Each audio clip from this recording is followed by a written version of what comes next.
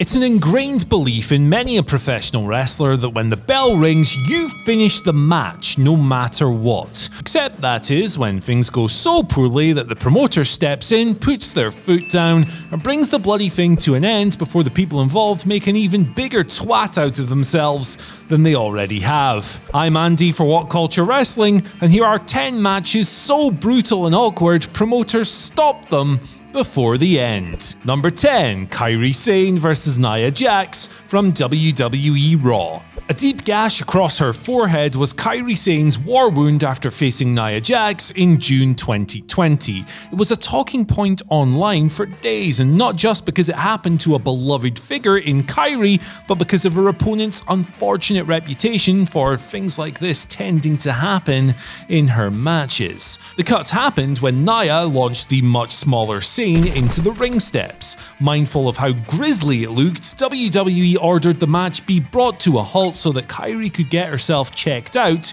with the editing team cutting the whole ordeal from TV because, well, it would have looked like crap. On the version of Raw that made the airwaves, we saw Nia hit an abrupt leg drop soon after the cut incident, scoring the win. Number 9, Dana Brooke vs Sarah Logan from WWE Main Event.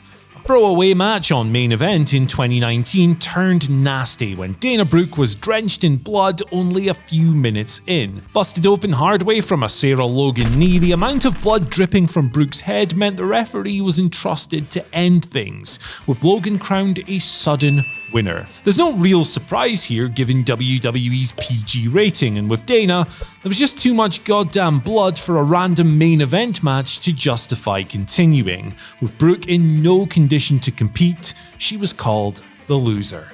Number 8, Bret Hart vs Shawn Michaels from Survivor Series 1997. The brutality here is obviously a little bit different. The Montreal Screwjob didn't happen because one of Shawn Michaels or Bret Hart was injured, unlike in the last two matches I've just discussed, but because Bret was sodding off to WCW and Vince McMahon, he just couldn't let that happen peacefully. Instead of reaching the planned finish featuring interferences from DX and the Hart Foundation, McMahon personally ordered that time was called with Hart locked in his own sharpshooter, thus creating one of the most infamous moments in wrestling history. And, you know, we've talked about this event 700 times. It's the Montreal Screwjob, but it still doesn't get any more awkward than this when it comes to classic wrestling moments. Or does it? Number 7, Jeff Hardy vs Sting from TNA Victory Road 2011. An embarrassing and distressing moment for TNA and all of pro wrestling. Jeff Hardy vs Sting was a farce, with Hardy stumbling out for his world title match with the icon visibly under the influence. Shambling around, struggling with his t-shirt and with a glazed over look in his eyes, Hardy's state was so bad that it prompted Eric Bischoff to run down from the back, tell Sting to hit his finisher, and then the referee to count the 3. The referee did so without hesitation, and while the match lasted about half a minute, the whole farce felt much longer. Even Sting looked visibly apologetic and upset as he walked back up the ramp, and later, TNA released a statement apologizing for Victory Road, offering fans 6 free months of full access to their video library for, in their words, falling short of their standards. Stopping the match was unquestionably the right thing to do. What's also unquestionable, however, is that Jeff never should have been allowed out there in the first place. Number 6, Kurt Angle vs Daniel PUDER from WWE SmackDown. One of the most memorable real-life shoots in wrestling history went down when Kurt Angle bit off a little more than he could chew in the form of Daniel PUDER, a trained mixed martial artist. Angle was challenging tough enough rookies to step up and try to take him down. PUDER was the second person to accept that challenge, and he ended up trapping Kurt in a Kimura that was so tight he just couldn't escape.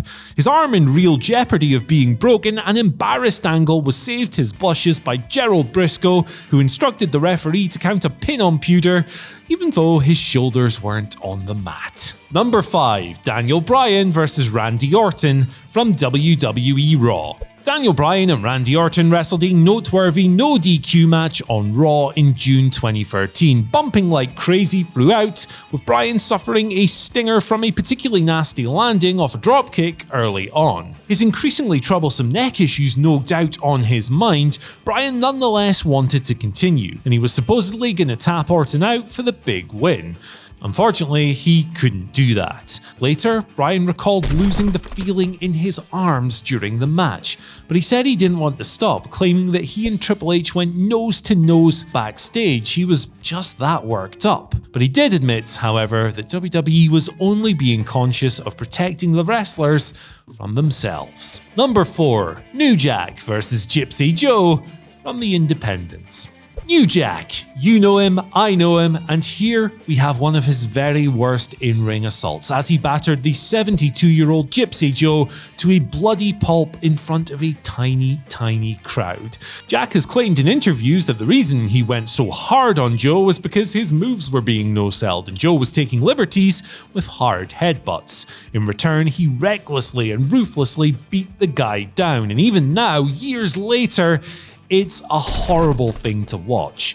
Jack beat him with a chain and chairs and a baseball bat wrapped in barbed wire, as well as anything else he could get his hands on, brutalizing an elderly man in the middle of the ring. The startled and shocked promoters for the event urgently rang the bell, calling for the match to be over as soon as possible, as the crowd heavily turned on New Jack, watching a no contest unfold.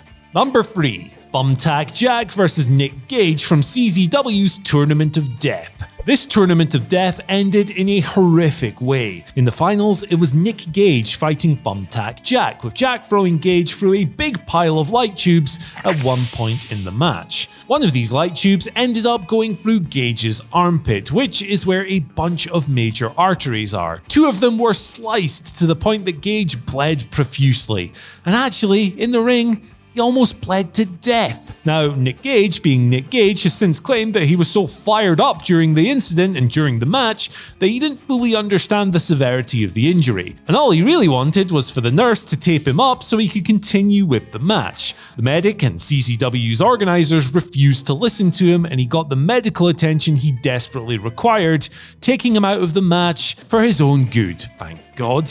Number 2. New Jack vs William Hunter Lane from the Independents. It's shocking, knowing what we do about New Jack, that anyone would dare throw stiff shots in his direction, but that's exactly what Jack claimed William Hunter Lane did when they had this match on the Indies. In return for being stiffed, Jack pulled out a metal blade from his ring gear and just started stabbing Lane in the ring. The organizers for the event interjected immediately, or as soon as they could, stopping the match, with New Jack being arrested shortly afterwards for aggravated assault and intent to commit murder. It's widely circulated that New Jack ended up stabbing Lane 16 times, with Jack's defense being that he only stabbed him 9 times, which, okay. Lane ended up visiting Jack in prison, claiming that he would drop the charges if he brought him on the road with him and turned the stabbing thing into an angle. Only in wrestling would a wrestler legitimately get stabbed over and over again and right away start turning it into an angle to draw money,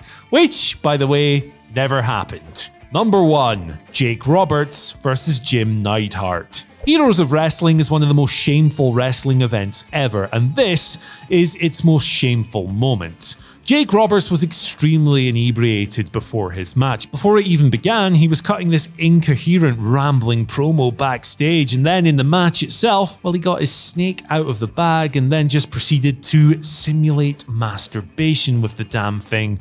It was sad more than anything else, and on the fly, the promoter decided that the right move was to cancel Roberts versus Jim Neidhart and bring out King Kong Bundy and Yokozuna, making it a tag team match. All 4 of them struggled to put on a worthwhile bout, with Jake being confused and oblivious to everything that was going on around him. The show ended with a quick pinfall on Roberts following a splash by Bundy, and Roberts getting up to tease pulling his tights down as the feed was immediately cut and the show ended. Thankfully, Roberts has since overcome his addictions and appears to be in a much better place these days, but revisiting these moments caught on film, it's pretty grim. So that's our list, but what do you guys reckon? Let us know down in the comment section below. After that, you can like, share, subscribe, and ring the bell for notifications. Then you can follow us on Twitter at WhatCultureWWE and myself at Andy H. Murray, where you can tell me how wrong I am. Goodbye.